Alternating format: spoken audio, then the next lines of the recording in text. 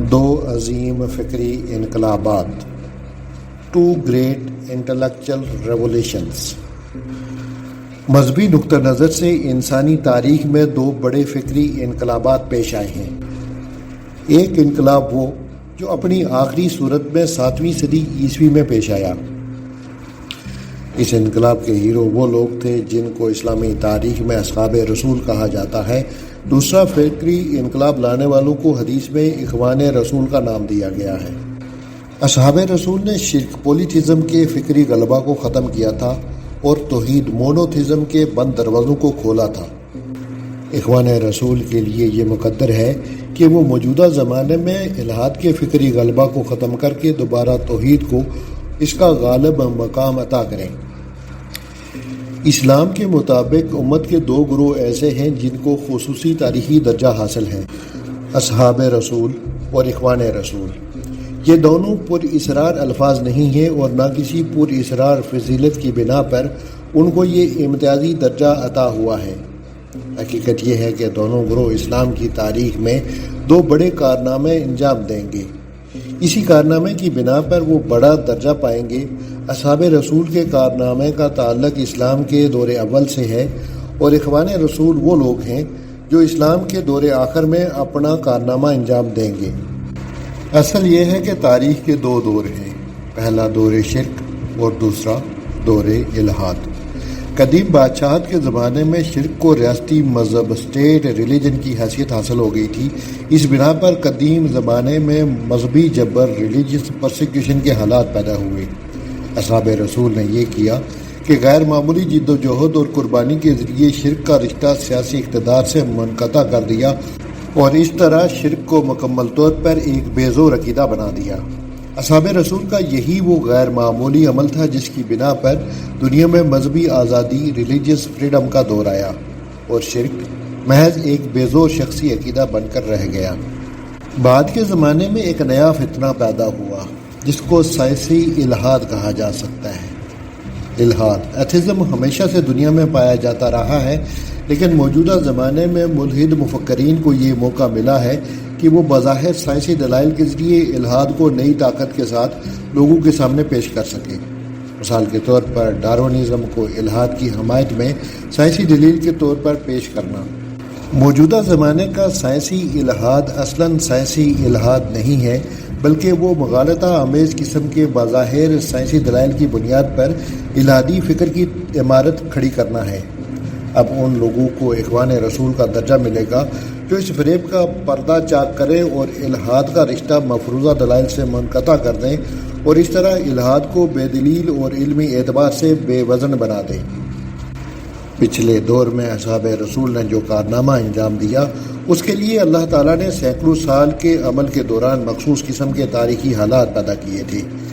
یہ تاریخی حالات وہ مواقع تھے جن کو اصحاب رسول نے سمجھا اور ان کو دانشمندانہ طور پر استعمال کر کے مطلوب انقلاب برپا کیا۔ اس طرح بعد کے زمانے میں اخوان رسول کے ذریعے جو فکری انقلاب واقع ہوگا اس کے لیے ضروری مواقع بھی خدا کی طرف سے پیدا کیے جانے والے ہیں۔ اخوان رسول کا کام بھی یہی ہے کہ وہ اپنے دور میں پیدا ہونے والے مواقع کو سمجھے اور ان کو دانشمندانہ طور پر استعمال کر کے اس تاریخی عمل کو انجام دے جس کو ظہور میں لانا ان کے لیے مقدر کیا گیا ہے۔ ذیل میں دوسرے دور کے حالات کا مختصر طور پر ذکر کیا جاتا ہے۔ جدید الحاد۔ الحاد ایتھزم کوئی نیا ظاہرہ نہیں، قدیم زمانے میں بھی کسی نہ کسی صورت میں الحادی فکر پایا جاتا رہا ہے، لیکن قدیم زمانے میں الحادی فکر کے لیے کوئی فکری بنیاد ریشنل بیس موجود نہ تھی، اس لیے قدیم زمانے میں الحاد کو زیادہ فروغ حاصل نہ ہو سکا۔ موجودہ زمانے میں جب سائنسی تحقیقات سامنے آئیں تو دور جدید کے ملحدین نے محسوس کیا کہ وہ سائنسی تحقیقات کو اپنے حق میں ایک علمی ثبوت کے طور پر استعمال کر سکتے ہیں۔ اس طرح وہ فلسفہ وجود میں آیا جس کو سائنسی فلسفہ، سائنٹیفک فلسفی کہا جاتا ہے۔ سائنسی فلسفہ کیا ہے؟ سائنسی فلسفہ دراصل مبنی بر سائنس الحاد، سائنس بیسڈ ایتھزم کا دوسرا نام ہے۔ اس طرح 20ویں صدی میں بہت سے فلسفی اٹھے جنہوں نے سائنسی تحقیقات کو ملحدانہ فلسفے کے حق میں استعمال کیا۔ اس طرح وہ جدید الحاد وجود میں آیا جس کو سائنسی الحاد کہا جا سکتا ہے۔ اس موضوع پر کثیر تعداد میں کتابیں لکھی گئی، بطور مثال صرف ایک کتاب کا نام درج کیا جاتا ہے، جولن ہکسلے، ریلیجن وداؤٹ ریویلیشن۔ سائنسی الحاد خالص منطقی اعتبار سے ایک غیر علمی الحاد ہے۔ سائنسی الحاد کے دائیوں نے غیر علمی طور پر سائنسی حقیقتوں کو اپنے حق میں پیش کرنے کی کوشش کی تھی۔ چنانچہ اسی زمانے میں ایک اور طبقہ پیدا ہوا جو نسبتاً زیادہ سنجیدہ تھا، وہ سائنسی حقائق کے غیر علمی استعمال کے خلاف تھا۔ اس دوسرے طبقے نے کوشش کی کہ سائنسی حقائق کو اس کے صحیح تناظر پرسپیکٹو میں پیش کیا جائے۔ یہ دوسرا طبقہ اپنے اعلان کی حد تک مذہبی نہیں تھا، وہ بظاہر سیکولر تھا، لیکن اس نے یہ اہم کام انجام دیا کہ اس نے جدید ملحدین کو خالص علمی اعتبار سے مکمل طور پر رد کر دیا۔ اس معاملے کے چند خاص پہلو ہیں۔ نمبر 1، اس کا ایک پہلو یہ ہے کہ جدید سائنس، فزیکل سائنس نے اپنا میدان تمام تر مادی اشیاء کی تحقیق کو بنایا۔ اس کے نتیجے میں بڑی بڑی مادی حقیقتیں دریافت ہوئیں اور مادی نظریات قائم ہوئے۔ اس صورتحال کو استعمال کرتے ہوئے جدید ملحدین نے یہ کیا کہ انہوں نے سچائی کی مادی تعمیر، میٹیریل انٹرپریٹیشن آف ٹروتھ کا نظریہ وضع کیا۔ انہوں نے یہ ظاہر کرنے کی کوشش کی کہ حقیقت وہی ہے جو مادی اصطلاحوں میں بیان کی جا سکے۔ جو چیز مادی اصطلاحوں میں بیان نہ کی جا سکے وہ حقیقت بھی نہیں۔ اس نظریے کے رد میں کئی مفکرین نے قیمتی کتابیں لکھی، بطور مثال ایک کتاب کا نام یہ ہے، برٹ اینڈرسن، ہیومن نالج۔ نمبر 2، اس معاملے کا دوسرا پہلو یہ تھا کہ فزیکل سائنس کے مطالعے سے معلوم ہوا کہ دنیا میں جو واقعات ہوتے ہیں ان کے پیچھے کوئی سبب کار فرما ہوتا ہے۔ مثلاً پانی کو گرم کرنے سے اسٹیم کا وجود میں آنا۔ سائنس کے اس پہلو کو لے کر وہ الحاد موافق نظریہ وضع کیا گیا جس کو اصولی تعلیم، پرنسپل آف کازیشن کہا جاتا ہے۔ اس نظریے کی بنیاد پر یہ دعویٰ کیا گیا کہ ہماری دنیا میں جو واقعات وجود میں آتے ہیں وہ کسی مادی سبب کا نتیجہ ہوتے ہیں، نہ کہ کسی خالق کی کارفرمائی کا نتیجہ۔ اس نظریہ کی تردید میں متعدد قیمتی کتابیں لکھی گئیں۔ مثال کے طور پر ان میں سے ایک کتاب کا نام یہاں درج کیا جاتا ہے، جیمز جینس، دی مسٹیریس یونیورس۔ نمبر 3، اس معاملے میں غالباً سب سے زیادہ گمراہ کن رول چارلس ڈارون کا ہے۔ اس نے حیاتیاتی نمونوں کے مطالعے کے دوران یہ پایا کہ مختلف حیاتیاتی نمونوں کے درمیان مشابہت، سملیرٹی پائی جاتی ہے۔ اس کو لے کر اس نے یہ دعویٰ کیا کہ تمام ذی حیات اشیاء ایک ہی مشترک اصل سے نکلی ہیں۔ یہ تصور نظریہ ارتقاء، تھیوری آف ایولیوشن کے نام سے جانا جاتا ہے۔ یہ نظریہ جدید دور میں بہت زیادہ پھیلا، اس کے بارے میں بے شمار کتابیں لکھی گئیں، یہاں تک کہ جدید علمی حلقوں میں اس کو عمومی مقبولیت، جنرل ایکسیپٹنس حاصل ہو گئی۔ اپنی حقیقت کے اعتبار سے یہ نظریہ تمام تر علم مغالطے پر قائم ہے۔ چنانچہ اس بارے میں سیکولر علماء نے تحقیق کی اور اس نظریے کی تردید میں متعدد قیمتی کتابیں شائع ہوئیں۔ مثال کے طور پر ان میں سے ایک کتاب کا نام یہ ہے، لن ریولٹ اگینسٹ ریزن۔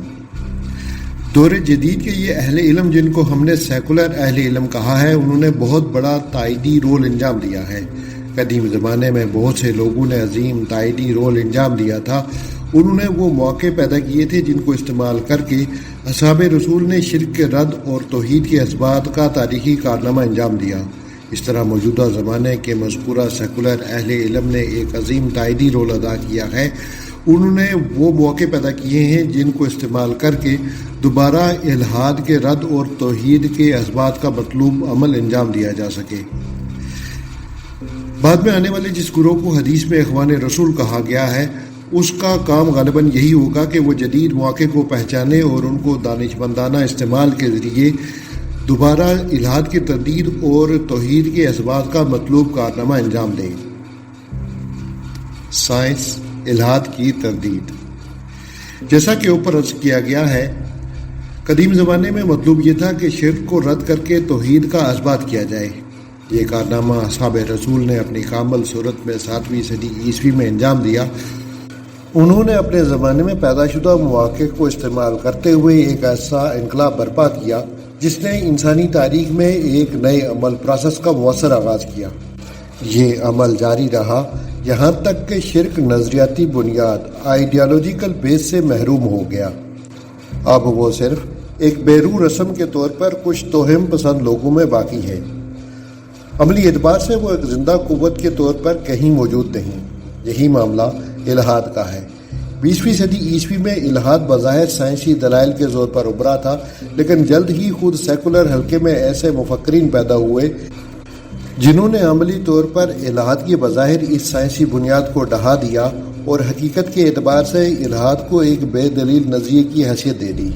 اس طرح موجودہ زمانے میں مکانی طور پر وہ موافق حالات پیدا ہوئے ہیں جن کو لے کر کچھ لوگ الحاد کو مکمل طور پر رد کر دیں اور اس کے بجائے توحید کو ایک ثابت شدہ نظریہ بنا دیں، اور اس طرح وہ اس رول کو انجام دیں جس کو اخوان رسول کے ساتھ منسوخ کیا گیا ہے۔ یہ حالات پیدا ہو چکے تھے اور میں اکثر ان کے بارے میں غور کرتا تھا۔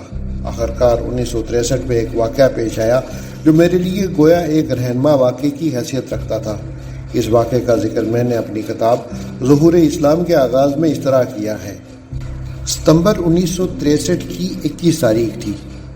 رقم الحروف ندوہ لکھنؤ کی مسجد میں تھا اور ظہر کی سنتیں پڑھ کر جماعت کے انتظار میں بیٹھا ہوا تھا۔ ذہن میں یہ خیال گھوم رہا تھا کہ اسلام کے تعارف کے لیے آج ایک ایسی کتاب کی ضرورت ہے جو وقت کی زبان اور اسلوب میں لکھی گئی ہو اور جدید انسان کو مطالعہ کے لیے دی جا سکے۔ کاش اللہ تعالیٰ مجھے اس کتاب کے لکھنے کی توفیق دے۔ یہ تمنا بے ساختہ دعا کی شکل میں میری زبان سے نکلی اور اس کے بعد یکا یک یہ انگریزی لفظ میری زبان پر تھا، گاڈ ارائزز۔ یہ گویا کتاب کا نام تھا جو اچانک میرے ذہن میں وارد ہوا۔ اس سے پہلے کبھی یہ فکرہ میرے ذہن میں نہیں آیا تھا، حتیٰ کہ کتاب کے نام کی حیثیت سے اس کی معنونیت بھی اس وقت پوری طرح واضح نہ تھی۔ شام کو عصر کی نماز کے بعد میں حسب معمول لکھنؤ کی نریندر لائبریری گیا جو ندوہ کے قریب دریائے گومتی کے کنارے واقع ہے۔ وہاں ویبسٹر کی لغت میں لفظ ارائزز کے استعمال دیکھے تو معلوم ہوا یہ لفظ بائبل کی ایک آیت میں استعمال ہوا ہے۔ پورا فکرہ یہ ہے، Let God arise, let his enemies be scattered, let them also that hate him flee before him. As smoke is driven away, so drive them away. As wax melt before the fire, so let the wicked perish at the presence of God. خدا اٹھے، اس کے دشمن تتر بتر ہوں جو اس کا کینہ رکھتے ہیں، اس کے حضور سے بھاگیں۔ جس طرح دھواں پراگندہ ہوتا ہے اسی طرح تو انہیں پراگندہ کر، جس طرح موم آگ پر پگھلتا ہے، شریر خدا کے حضور فنا ہو۔ یہ میرے لیے ایک انسپیریشن تھا۔ یہ گویا ایک قسم کا الہامی تجربہ تھا جو مسجد کے اندر اذان اور اقامت کے درمیان پیش آیا۔ اس پر غور کرنے کے بعد میں نے سمجھا کہ یہ اللہ تعالیٰ کی طرف سے ایک اشارہ ہے تاکہ میں پیدا شدہ جدید علمی واقعے کا جائزہ لوں اور ان کو الحاد کی تردید اور توحید کے علمی اثبات کے لیے استعمال کروں۔ یہ گویا سیکولر اہل علم کے پیدا کردہ علمی امکانات کو اسلامائز کرنا تھا اور جدید دور میں اظہار دین کے اس علمی واقعے کو بروئے کار لانا تھا جس کے امکانات وقوع میں آ چکے ہیں لیکن ابھی تک ان کو استعمال نہ کیا جا سکا۔ اس موضوع پر میں پہلے بھی کام کر رہا تھا، لیکن مذکورہ تجربے کے بعد میرے شعور میں ایک نئی بیداری آئی اور میں اس قابل ہو گیا کہ زیادہ حوصلے کے ساتھ اس علمی خدمت کو انجام دوں۔ آخرکار طویل کوشش کے بعد وہ کتاب وجود میں آئی جو مذکورہ تجربے کی روشنی میں گاڈ ارائزز کے نام سے 1985 میں شائع ہوئی۔ اس سے پہلے یہ کتاب اردو اور عربی زبان میں چھپ چکی تھی، لیکن مذکورہ انگریزی ایڈیشن مزید اضافے کے ساتھ اس کا زیادہ جامع ایڈیشن تھا۔ اس کے بعد یہی موضوع ماڈرن چیلنجز ٹو اسلام میرا مستقل موضوع بن گیا۔ اس کے بعد مضامین اور کتابوں کی شکل میں میری سینکڑوں کوششیں مختلف زبانوں میں شائع ہوئیں۔ میری ان تمام تحریروں کا موضوع مشترک طور پر صرف ایک تھا اور وہ ہے اسلام اور عصری تحدیدات۔